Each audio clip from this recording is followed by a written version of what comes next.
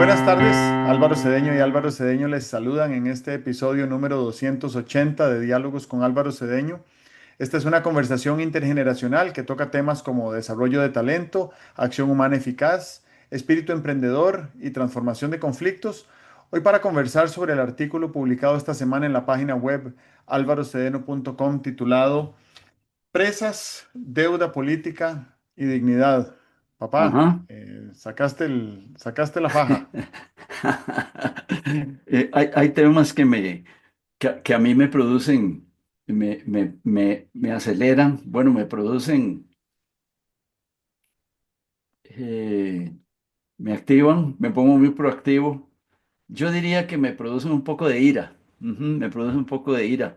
El tema de la dignidad humana de los gobernados me produce ira, porque mucho hablar de democracia, mucho hablar de derechos de los ciudadanos, pero yo creo que mientras uno no sienta que su estado de resultados tiene que ver con el bien común, no está cumpliendo con la función política a la manera en que creo que debe desempeñarse una actividad política. Es exactamente como si en una empresa, en una pulpería, o en la cooperativa Dos Pinos, o en Intel, o donde sea, el que está conduciendo las acciones ignorara lo que es el estado de resultados. Sí, y cada mes la junta, el directorio, le diría, pero usted vio cómo está el estado de resultados. Y dice, no, es que yo viera que yo no tengo ningún estado de resultados. ¿Qué es el cuento? Pues el estado de resultados en una empresa, en una pulpería, en Boeing, en donde sea, lo que mide es la eficacia con la cual la dirección y el equipo director manejó la empresa. En un país, ¿cuál sería el estado de resultados? Bueno, tenemos que construirlo. Tenemos que construirlo. Es que venimos de una situación en que todavía ahí en el fondo de nuestro cerebro creemos en, en la clase política, creemos en la oligarquía y de una cierta manera creemos en el poder, que el poder político tiene alguna conexión con el poder divino y eso no es de recibo. Ya estamos muy maduros en cuanto a democracia como para eh, sentir que tenemos la posibilidad y cuidado, no, y sin duda la obligación de que quienes nos gobiernan tengan a la vista un estado de resultados y que al final de su gestión, o cada año, o cada 6 meses y tal, tengan que pasar por las apreturas por las que pasa el gerente de una pulpería, de un supermercadito, o el gerente de una gran empresa. Tiene que explicar qué fue lo que hizo y si lo que hizo contribuyó a los resultados. ¿Sí? ¿Cómo es posible que no, eso es una mala pregunta? ¿Cómo es posible? No, pues ya se ve que sí es posible. Pregunto a mis conciudadanos, ¿es adecuado que vayamos a votar y la próxima vez que pensemos en el país y en nuestros derechos ciudadanos y en el bien común y en la eficacia de un gobierno sea dentro de 4 años? ¿No? ¿Y por qué va a ser eso así? ¿Por qué va a ser eso así? Fíjate que tenemos una contraloría que está permanentemente viendo que las cosas vayan por el rumbo que tiene que ir, que se respete el cuidado de los recursos y etcétera. Pero no hay ninguna contraloría, y ya lo he planteado varias veces, desde hace muchos años incluso, no hay ninguna contraloría que te permita decir, hombre, este gobierno va mal y que digas eso a los 6 meses o a los 12 meses, no a los 48 meses cuando ya no le queda al gobierno ninguna forma de enderezar. Entonces, el tema, creo, de este diálogo, del artículo que escribí, es tomemos las presas como si fueran la temperatura del paciente. El médico apenas le dice, mira, es que tengo unos malestares que no sé qué y no sé cuánto, te dice, ¿y cómo anda la temperatura? Y si tú eres cuidadoso, el médico debería decirte cómo te han dado la temperatura en los últimos 3 días, porque ese es un indicador muy sencillo, es muy fácil de tomar la temperatura y es como muy indicador de una serie de cosas. Bueno, debería haber una toma de temperatura en los países para ver cómo está marchando la eficacia gubernamental. Las presas son una forma de medición porque todos sabemos, las presas han venido siendo cada vez peores. Y simplemente nos hemos aguantado y lo que hacemos es pagar nosotros por la presa. ¿Cómo pagamos por la presa? Si teníamos una reunión a las 8 en no sé dónde, en las afueras de San José, a una distancia de 30 kilómetros en un buen sistema de vías, pues se recorren en media hora. Y si tenemos que gastar una hora y media, o sí, una hora y media, algo está pasando. Y entonces vamos, sigamos midiendo una hora y media, hora y 35 dentro de 6 meses, hora y 50 dentro de un año. Eso quiere decir que la presa se está deteriorando. Eso quiere decir que no se han hecho las cosas que hay que hacer para que no haya presas o para que las presas se disminuyan. Hay un tema bien interesante en materia de eficacia política. Muchas de las cosas que ocurren en un país son deterioros muy silenciosos. Las presas nunca hicieron ruido, siempre fue poco a poco, un día un minuto más, al mes otro minuto, al mes otro minuto, y ahora tenemos una situación que ya, según dicen personas relacionadas con la inversión extranjera directa, ya a los inversionistas se les hace cuesta arriba pensar en un país donde para ir de aquí a Grecia se gasten 2 horas. A Grecia, ahí Grecia, Grecia, el cantón de Grecia. Eh, Eso ya entonces no solamente nos está causando el problema de tengo que mañanear para tomar un bus que me tome 2 horas llegar, sino que también los inversionistas extranjeros dicen, "Pues, ¿qué clase de sociedad moderna es esta que aguanta que trabajadores, transportistas y tal gasten tanto tiempo en la carretera? Por eso es que lo conecto con el tema de la dignidad.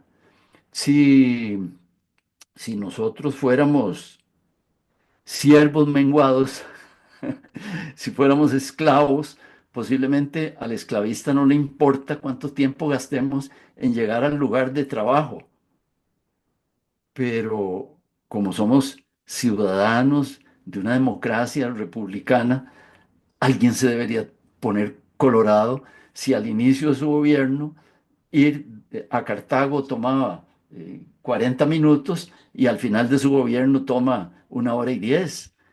Es que yo creo que alguien se tiene que poner, a alguien se tiene que poner en agua caliente si esto ocurre así. Pero fíjate que la solución yo no creo que sea, ay, preocupémonos por las presas. No, la solución va más allá. Hay que poner unos indicadores, pero principalmente, y es ahí donde a mí se me remueven las vísceras cuando me pregunto ¿Cuánto respeto tienen los gobernantes por nuestra dignidad? Ahí se me remueven las vísceras, porque si no importa meter a la gente en un bus y que ande ahí 2 horas para llegar a, no sé, a una distancia de 50 kilómetros, entonces eso quiere decir que no están respetando la dignidad. Y uno puede empezar a, a- a conjugar este asunto de distintas maneras. ¿Qué pasó con el contacto de las personas con su familia? ¿Qué pasa con la señora que se encarama en un bus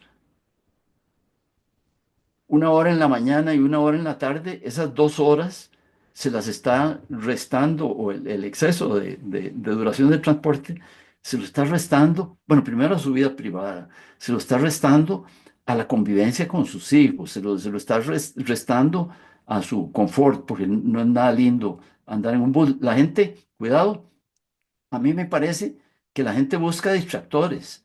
Yo alguna vez viajo en bus y entonces ves que todo el mundo va pegado ahí al celular. Tal vez no están perdiendo el tiempo, pero lo que están haciendo es respondiendo a la realidad. Y la realidad es que si no llevaran el celular y los jueguitos esos, el Tetris o no sé cómo se llame, estarían simplemente perdiendo el tiempo. Antes, cuando los trayectos duraban poco tiempo, uno iba viendo lo que había en la calle y me parece que era una forma de recibir percepciones interesantes, veías rótulos, negocios nuevos, gente que pasaba, etcétera. Hoy en día, pues la gente va ensimismada en el celular, con todos los problemas que tú sabes y has dicho aquí que provoca el uso inadecuado del celular, adicción a la dopamina, problemas de atención, eh, sustitución de temáticas. Pero si yo voy jugando un jueguito, no voy pensando en nada serio, no voy ideando cosas. Yo viajé mucho tiempo en un trabajo que tenía en las afueras de Barcelona. Duraba 40 minutos el tren y no había otra forma de ir. En bus duraba más tiempo, pero eran 40 minutos muy cómodos, por cierto. Yo tenía, por ahí las tengo todavía guardadas, unas libretillas de bolsillo de resorte. Iba pensando en el tren y era muy lindo porque se me ocurrían muchas ideas. Seguramente, como dice la canción, con el track atrás del tren se me iban ocurriendo ideas y escribía y pensaba y tal. En un bus repleto, en calles donde todas las intersecciones están llenas de carros, donde flota en el ambiente una cierta ansiedad y a veces violencia, ¿verdad? No creo que sea el mejor lugar para pensar. Bueno, en toda esa, en toda esa, en todo ese inconveniente, en todo ese desajuste, siento yo que nos mete la presa. Y esa presa, que es un problema de ingeniería, el sustrato que tiene, me parece a mí que es un irrespeto a la dignidad de las personas, es un olvido de la obligación de velar por el bien común que tienen los gobernantes. Amén.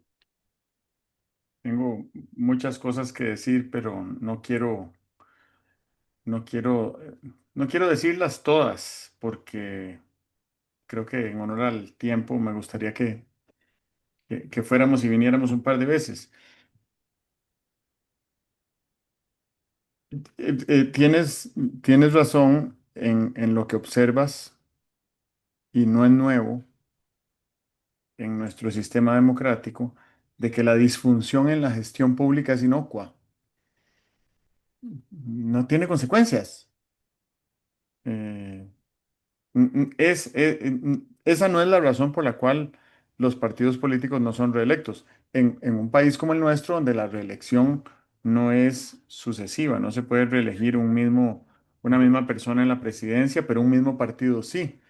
Y ha ocurrido muy pocas veces en la historia eh, reciente, moderna de Costa Rica, de los últimos 75 años, que un mismo partido es reelecto por dos periodos. Y nunca ha sido reelecto un partido por tres periodos. Entonces, la razón no es la disfunción.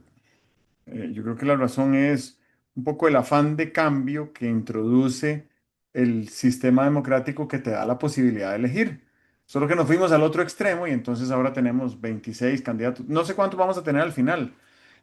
Hace 4 años tuvimos 26 candidatos presidenciales y esta vez, el otro día vi que ya íbamos por 12 y por ahí se siguen anunciando candidaturas presidenciales de personas que aspiran a la jefatura de Estado sin haber pasado un solo minuto en la función pública.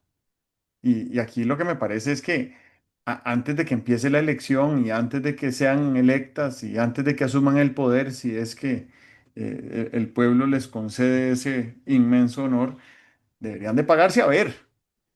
Deberían de sentarse un ratito con alguien que les ayude a verse al espejo y ver por qué será que quieren aspirar a la jefatura del Estado si no tienen ni un minuto de experiencia en función pública. Es un tema muy delicado. Eh, no sé cuánto habrá que subrayarlo para mencionarlo. Tienen libertad de hacerlo y están en todo su derecho constitucional de hacerlo, pero me parece que se les soltó una tuerca en algún lugar.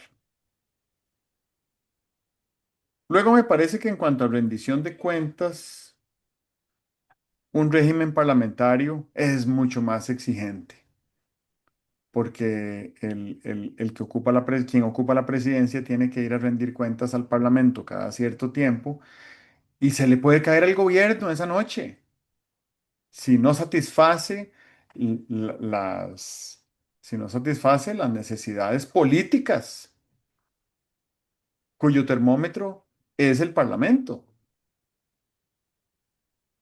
Y la última persona que de manera seria propuso un cambio de nuestro sistema político a un régimen parlamentario fue Miguel Ángel Rodríguez en su presidencia hace 25 años. Y siento que la necesidad es hoy más urgente de lo que era en aquel entonces. Y de paso, sumarle diputados al Congreso.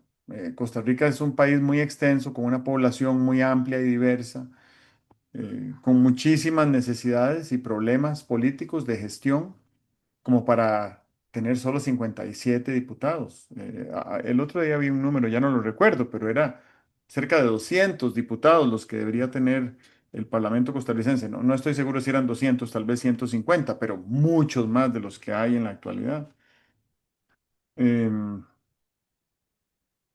lo otro es que la democracia es el fundamento del Estado de Derecho y el Estado de Derecho se rige por el principio de legalidad. La administración pública solo puede hacer lo que la ley autoriza al funcionario a hacer. Y no solo se lo autoriza, se lo manda. Y si no lo hace, el incumplimiento constituye un acto criminal.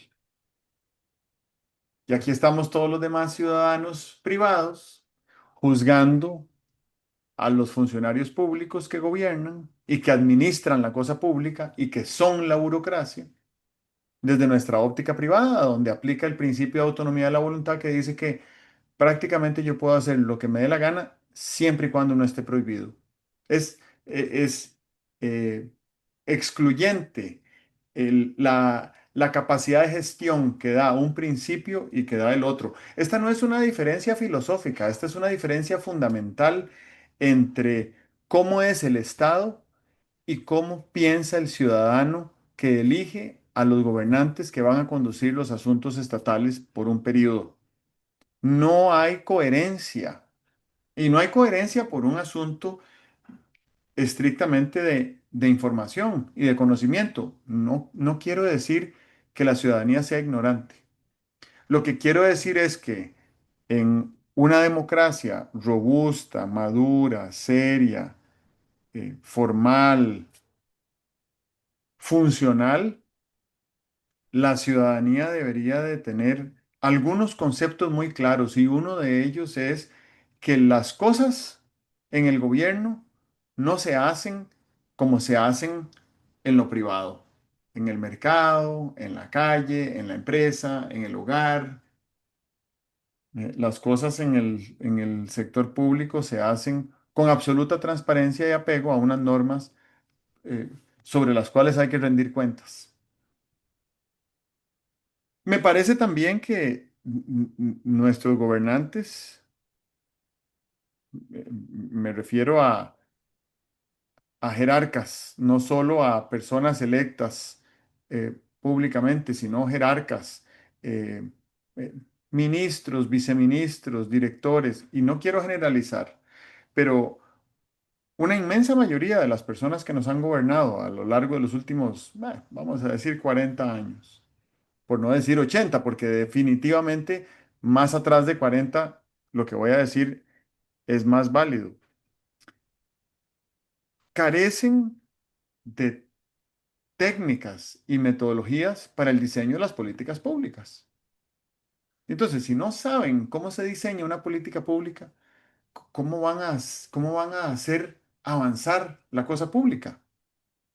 No hay, no hay sentido de diseño respecto a una población meta a la cual queremos impactar de manera positiva, ojalá de manera perdurable y sostenible en el tiempo, por décadas, y erradicar problemas públicos por medio del diseño de políticas.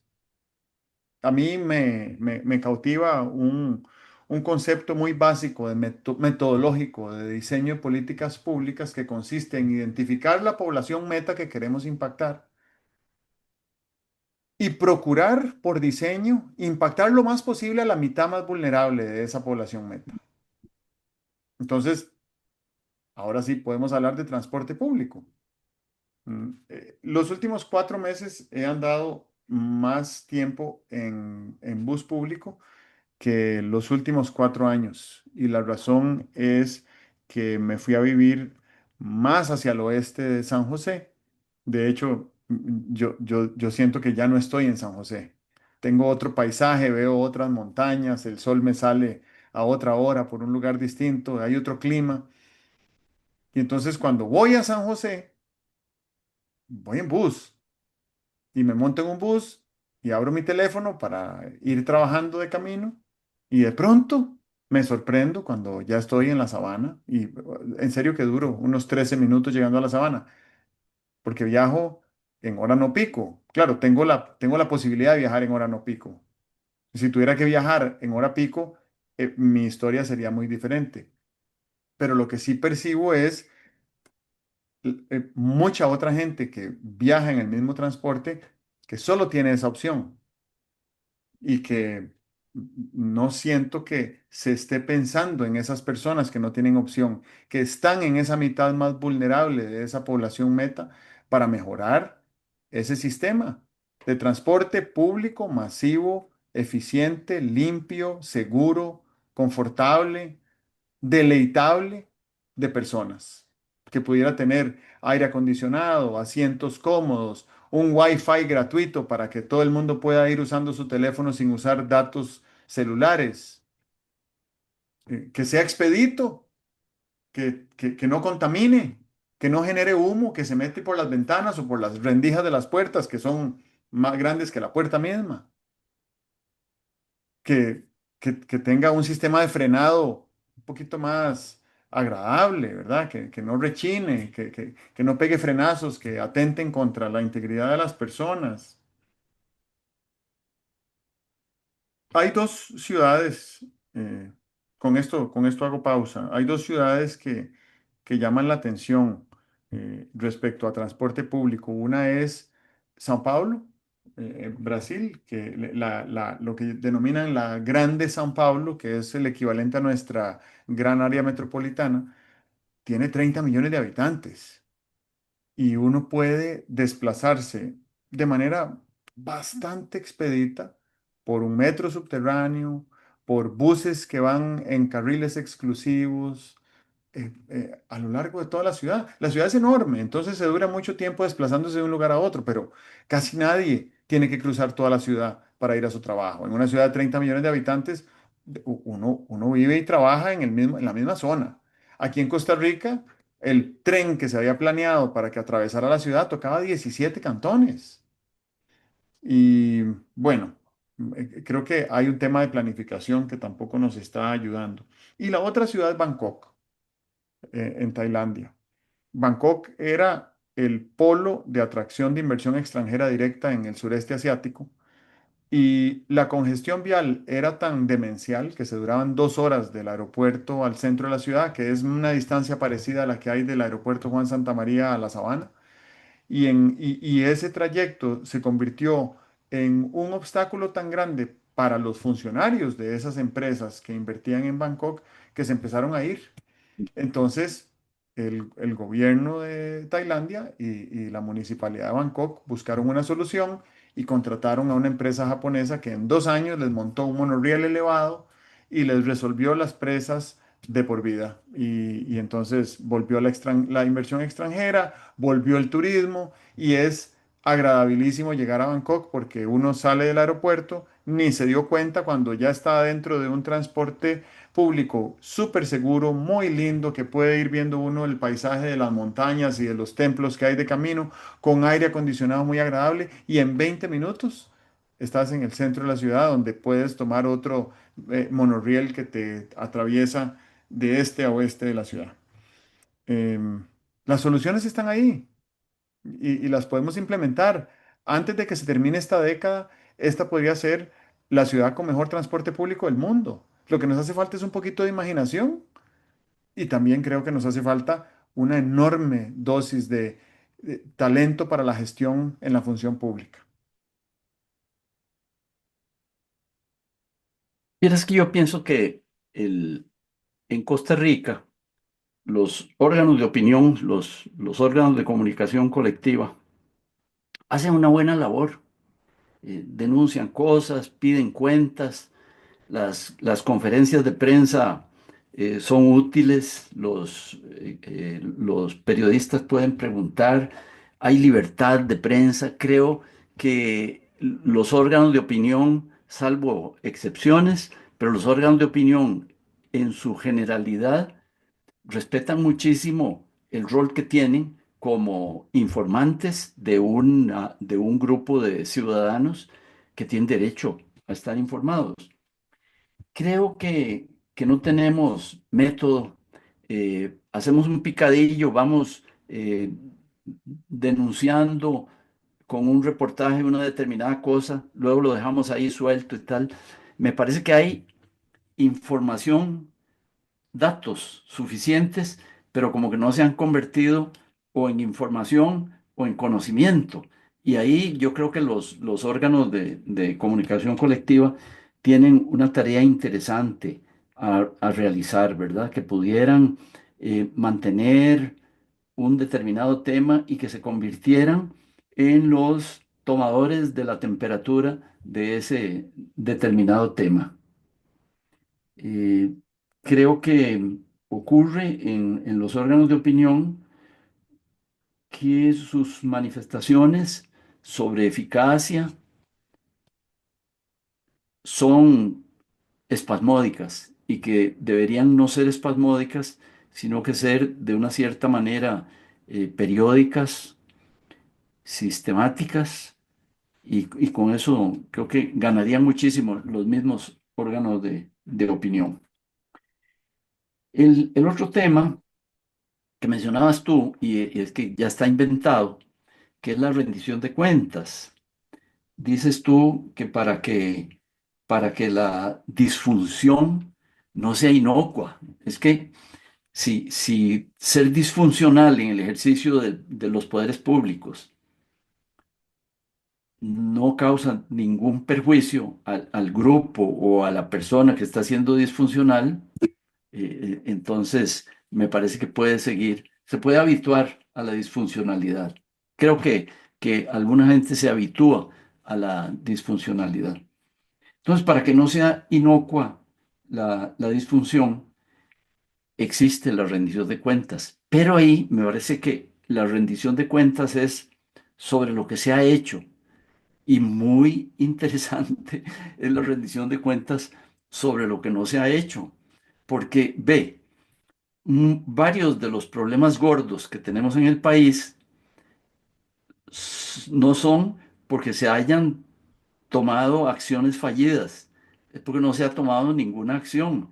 Cuando ves el deterioro de la educación, el deterioro de la seguridad, el deterioro de la seguridad social en materia de salud, el deterioro de infraestructura, son cosas que simplemente se dejaron de hacer. Así ocurrió con el deterioro de del equilibrio fiscal. El deterioro del equilibrio fiscal no es una cosa que ocurra de un año para otro. Es que todos los años íbamos echando para atrás en materia de equilibrio fiscal hasta que llegó una situación que ya amenazaba nuestra estabilidad económica hace, ¿qué? 6 años, una cosa así. Y un gobierno, que fue el último gobierno, que dijo, no, aquí se detiene el balde. Y ahora cuento el cuento. Aquí se detiene el balde y dijo, yo corro con lo que haya que correr, supongo que dijo don Carlos Alvarado, y le doy adelante a una reforma fiscal. Doña Laura había intentado esa reforma fiscal, pero tenía un defecto, no me acuerdo si era reglamentario o constitucional, pero era un defectillo y la cosa se paralizó por ahí por un diputado muy activo que detuvo la cosa. Pero entonces, de lo que estoy hablando es de cómo hacemos para que ese deterioro milimétrico no se convierta en un nudo corredizo que nos vaya ahorcando. Hoy en día, doña Laura fue al Congreso hace una semana o 2 semanas a hablar de seguridad pública y su presentación la publicó La Nación, yo la leí con cuidado y asusta la descripción de la situación que tenemos en materia de seguridad pública. Bueno, ¿cómo ocurrió eso? Ocurrió, creo yo, que muy poco a poco, porque primero era delincuencia común, después permeada por el narcotráfico, después seguramente nos elevamos en la categoría de centro de distribución y entonces las tenazas del narcotráfico eran más, apretaban más y tal y cual, pero eso no ocurre de un día para otro. De manera que yo creo que la rendición de cuentas debe ser muy cuidadoso entre lo que se hace y los resultados y lo que no se hace y el deterioro. Es que tenemos que medir el deterioro, porque el deterioro es silencioso, ahí vamos pasando sobre él exactamente como cuando la pintura de tu casa empieza a dañarse y ya es hora de pintar, pero uno puede pintar ya o pintar dentro de 2 años y la diferencia no es muy grande. Pero si no pintas en 10 años, yo casi nunca pinto mi casa, pero si no pintas en 10 años, el deterioro es ostensible, ¿verdad? Me gusta mucho lo de lo de la regla política de que los beneficiarios de las políticas públicas tiendan a ser la mitad más vulnerable de la población, pues por una razón de justicia, de equidad. ¿Por qué los que tienen más dificultad para ganarse un ingreso, porque meten más horas en el trabajo, porque tienen un ingreso por hora más bajo, tienen que ser los que tengan que perder más tiempo en las filas de la seguridad social, tienen que ser los que pierdan más tiempo en buses desaliñados y tal. No, me parece a mí, te compro esa idea, me parece una buena forma de perseguir el bien común, decir, tengamos presente a la mitad más vulnerable de la población. ¿Quién ejerce el control? Porque eso es algo que debemos estar claros sobre eso. Yo creo que aquí lo había dicho, porque a mí me gusta mucho el ejemplo. Cuando la NASA tiraba sus cohetes hacia la Luna, tenía una trayectoria planeada, pero cuando ocurría el lanzamiento, todo el centro ese de control de la NASA no se iba a celebrar ahí con cervezas que ya había pasado el lanzamiento, ¿no? Se quedaban allí viendo a ver si dentro de 6 horas el puñetero cohete iba en la trayectoria planeada. Y si no iba en la trayectoria planeada, había que tomar una medida correctiva. No se hace medida de la trayectoria de ningún proyecto nuestro. Los proyectos de construcción, sí, ¿verdad? Eso hace tiempo que se tiene un Gantt, o se tiene un CPM, o se tiene de aquellos más sofisticados que había, ¿verdad?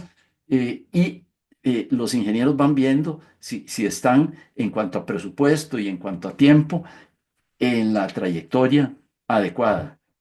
Pero cuando de lo que estás hablando es de, no sé, de un proyecto que no existe, en las etapas de preproyecto, cuando estás hablando del tren urbano, ¿quién controla por dónde va la idea del tren urbano?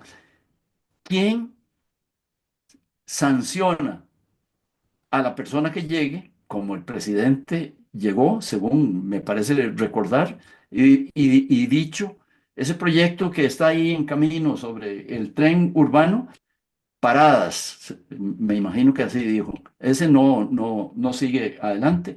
¿Quién hace el control político o el control de la eficacia para que a alguien le pase algo? Por lo menos que alguien tenga que ponerse colorado y decir, me equivoqué, me equivoqué. El costo que tiene haber detenido ese proyecto por 4 años es tal que no es un costo posiblemente que se pueda medir en dinero, aunque todo finalmente, gente muy creativa lo mide en dinero, pero el costo es no sé cuántos millones de horas de los habitantes porque no disponen de un medio adecuado. Esas son las cosas que me parece que deberíamos estar pensando, porque estamos a ¿qué? Menos de 6 meses de una elección y estamos, no sé, a pesar de los años que tiene esta democracia nuestra, no tenemos ningún sistemita como para decir, miren, ve aquí tengo, igual que en las páginas deportivas, yo no sé si ahora, pero hace años aparecía un análisis de los partidos de fútbol que decía, así los vimos. Y entonces empezaban desde el portero, defensas, medios y tal, a decir cómo vieron a cada uno de los jugadores. ¿Por qué no nos inventamos un así los vimos para el gabinete? Creo que existe. A mí me parece que el periódico de Diego Delfino tiene una evaluación, o por lo menos una eh, información sobre cómo votan los diputados. Sí sé que en el Senado norteamericano uno puede entrar por ahí, poner el nombre del senador que lo representa y ver cómo ha votado en distintos proyectos. Bueno, eso debería existir por parte de la Asamblea Legislativa. Debe existir y tal, pero se puede mejorar esa información para que sea un poco más útil para los ciudadanos a la hora de tomar medidas. Pero siempre queda un obstáculo y hay que plantearlo. Si estamos analizando estas cosas, hay que plantearlo. ¿Cómo hago para decir algo sin decir concha? Es que es más fácil decir, es que hay gente que ejerce el poder público y tienen mucha concha, son muy conchudos, y entonces les resbala, en las conchas resbala el agua que caiga. Entonces tendríamos que buscar alguna forma de que eso no fuera simplemente un ejercicio de estoicismo, de ver quién aguanta más censuras, de ver quién aguanta más reclamos, ¿verdad? Ahí a mí me parece que nos falta un conector entre el control político y lo que le puede pasar a quien ejerce el control político. Yo sé que la respuesta es, ¿sabe cómo se resuelve eso? Con buenos partidos políticos. Claro que es eso. Si existe un buen partido político, al partido político que es más permanente que sus personajes, no le conviene deteriorarse y entonces soca a sus personajes. Yo viví en tiempos en que a los partidos políticos les interesaba hacer buenos gobiernos y le jalaban el aire a la gente no era Moro sin señor el que gobernaba con un partido taxi o con un partido que no está organizado debidamente o que pierde el rumbo y dice, no, a mí qué me importa, yo no distingo entre un partido político y un club deportivo. ¿Para qué es útil decir todo esto? Bueno, para plantear una tarea que tenemos pendiente. Esto yo creo que se resuelve, no hay cosa que no se pueda resolver a base de diseño. Yo me encuentro con que cuando me dicen, busque una solución, siento menos inclinación o menos probabilidad de encontrarla que cuando me dicen, diseñe una solución.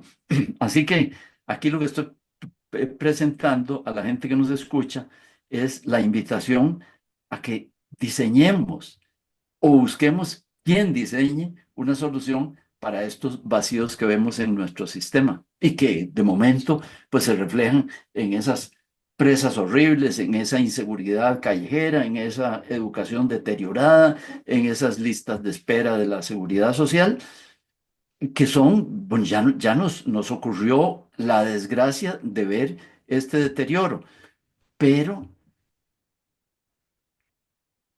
el llamado es a que no aprendamos a convivir con este deterioro, porque yo sostengo que el deterioro se debe a que quienes han tenido puestos de autoridad, con las excepciones respetables que hay, no han tenido un concepto claro de la dignidad de los ciudadanos, de los gobernados. Y si los ciudadanos, los gobernados, nos encogemos de hombros y decimos, no, es que así se vive en Costa Rica, ¿qué vamos a esperar? No solamente estamos recibiendo el irrespeto de quienes han manejado los gobiernos con ineficacia, sino que nos estamos irrespetando a nosotros mismos. Y lo último que alguien puede hacer es irrespetarse a sí mismo, especialmente en una situación de terreno movedizo, de temblores frecuentes, en una situación donde el horizonte no luce tan agradable y seguro como estamos acostumbrados a que luzca. Muy bien, a manera de, bueno, a manera de cierre, por lo menos de mi parte, quería hacer una reflexión sobre la epistocracia. Esta semana, esta es la tercera vez que hablo sobre epistocracia esta semana. Antes hablaba más sobre este concepto filosófico que consiste en el gobierno de las personas que saben, de el poder del pueblo que sabe, que está informado, que estudia. Y no quiero que se malinterprete la epistocracia, no quiero decir que haya personas que sepan más que otras cómo ser ciudadanos. Me parece que hay una versión de la epistocracia que es esa, ¿verdad? Haga un examen y certifíquese para ver si usted tiene derecho al voto. Mm, De eso no se trata. mm, De lo que se trata es de que tengamos un mínimo de conocimiento de qué es lo que nos conviene como colectividad. Y me parece que el lugar a donde podemos empezar a promover este sistema de eh, control, rendición de cuentas, acción ciudadana, involucramiento en asuntos públicos, en alianzas público-privadas, es en la gestión de los gobiernos locales, en las municipalidades. Eh, a mí me cautivó el concepto de epistocracia cuando vivía en Suiza, porque Suiza también, al igual que Costa Rica, está dividido en cantones y, y tiene un gobierno confederal, ¿verdad? El país como un todo es una confederación y es una confederación de cantones. Mm, y entonces toda la nación suiza elige a 7 ministros y esos 7 ministros gobiernan la Confederación Suiza y año a año entre ellos se turnan la presidencia. Entonces hoy en día, si sales a la calle en Suiza a preguntarle a la gente que quién es el presidente del país, muy poca gente sabe, porque es irrelevante quién es el presidente del país. Lo que importa es quién es el alcalde del cantón, porque el alcalde del cantón es el que se encarga de ejecutar la materia que se vota vía referéndum cada 3 meses. Y entonces, en octubre y en enero y en abril y en julio y en octubre y en enero y en abril, tenemos que salir a votar, pero votamos en función a los temas públicos que son de carácter prioritario por cantón. Y hay unos cantones que tienen problemas de sequía, y hay otros cantones que Sí, tienen problemas de inseguridad, y hay otros cantones que tienen problemas de tráfico vehicular, aquí en Costa Rica. Hay otros cantones que tienen problemas de empleo, hay otros cantones que tienen problemas de incendios forestales. Y que cada cantón vaya votando cada 3 meses cómo quiere que se gestione la solución de esas prioridades que más le afectan a las personas que viven ahí. A mí no me afecta directamente en nada lo que está pasando en este momento en Puerto Limón o en la Cruz de Guanacaste o en Ciudad Quesada. No me afecta directamente en nada. Indirectamente, pues sí, pero directamente no me afecta en nada. Me afecta en este momento lo que pasa en Santana, el hueco que está en la calle aquí a la vuelta de la esquina, el hecho de que no haya una ciclovía y que mis hijas no puedan ir a la escuela en bicicleta ni en la acera porque es prohibido, ni en la calle porque son menores de 12 años. Entonces necesito una ciclovía. Eso tal vez podría convertirse en una prioridad para un referéndum aquí en Santana dentro de 3 meses. Y yo lo impulsaría, me metería de cabeza a impulsar esa ciclovía que le permita a mis hijas ir a la escuela en bicicleta.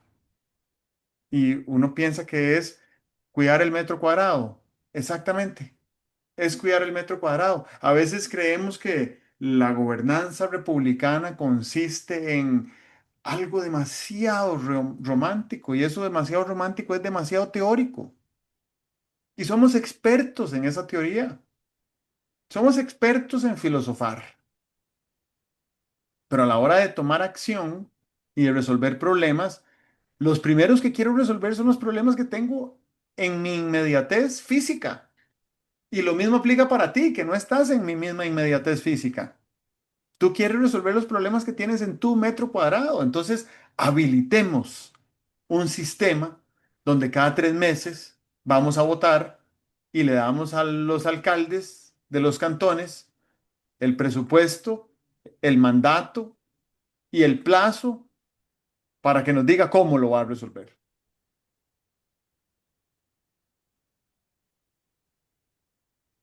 Me comentaban esta semana que Costa Rica acaba de ser certificado como país de renta alta, o sea, donde se hace el corte de país de renta alta, ya estamos ahí adentro.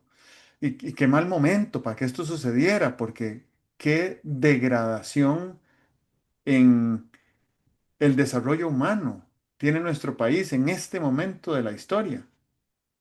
Veníamos en increciendo aumentando el desarrollo humano, midiendo progreso social con una huella ecológica interesantísima en términos positivos, duplicando la cobertura boscosa mientras aumentaba 7 veces el Producto Interno Bruto en los últimos 30 años.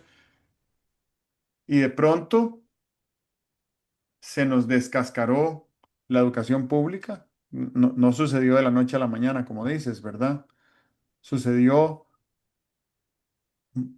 poquito a poquito, muy lentamente, y de pronto fue muy visible, ¿verdad? Fue esa curva exponencial que se empieza a deteriorar y percibimos el deterioro, pero lo podemos barrer debajo de la alfombra.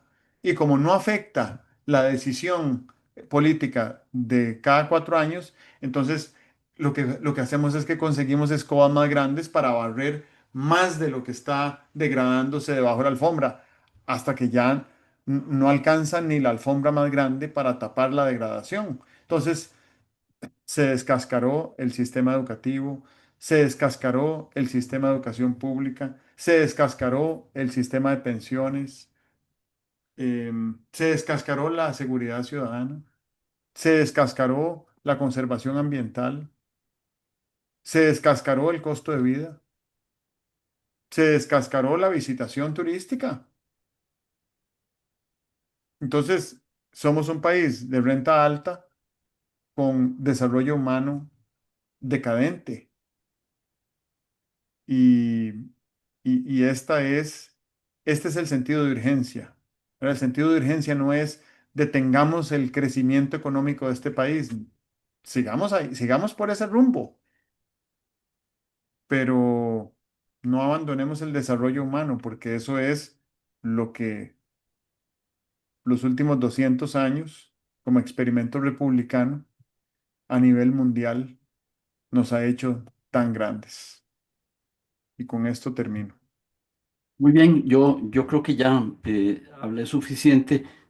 Termino con un par de frases. Yo no sé qué es lo que hay que hacer, pero sí sé qué es lo que no hay que hacer. Lo que no hay que hacer es desesperanzarse, lo que no hay que hacer es irritarse, lo que no hay que hacer es reaccionar destructivamente, lo que no hay que hacer es encogerse de hombros, lo que no hay que hacer es dejar de informarse. Lo que no hay que hacer es dejar de comentar nuestras preocupaciones, no importa que no tengamos soluciones.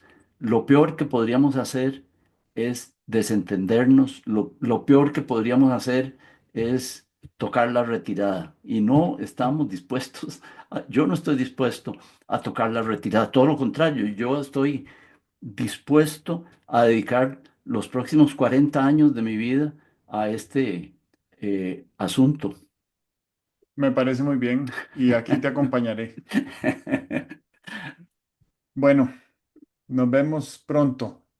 Muy bien, Que estés muy bien. chao. Hasta luego.